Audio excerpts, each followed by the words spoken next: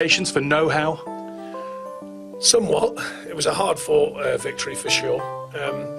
I think the first half they did really well to knock us out of our stride. We couldn't get a grip on the game and didn't look anywhere near what we were last week. But kind of that weird one where it's not always questioning us. I thought they were effective in what they tried to do. Second half, I thought we got a grip of the game. We found calmness.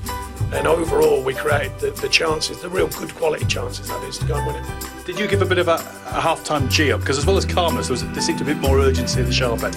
Yeah, but it wasn't. It was a calm G-up, if that makes sense. It wasn't screaming and stuff. It was giving them information and reminding them that the game, the feel of a game is never far away. It's coming back to you. And I said, you know, last week we played with an energy but also a quality. I said it was a week ago in your life. You know, so this week that needs to return. And it can be a fine margin. And I thought early on in the second half, we just made a couple of first contacts, got hold of it better, and found that calmness. And then the game just slightly edged in our favour.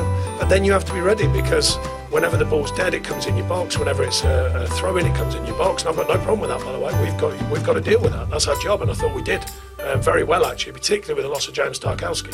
Very difficult for Kevin Long today to come on into that game.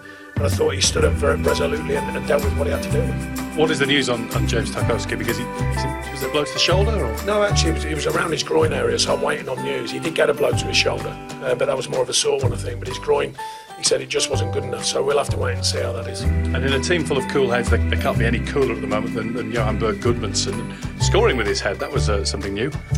Yeah, I mean, we want our white players. We've spoken a lot this season about them being more effective and getting goals. And Hazard got one last week, and Johan today. I'm not even sure he knew it had gone in, but it was a great header from that kind of angle to head it right down into the floor. Is probably the only place you can, or one of the only places you can score from.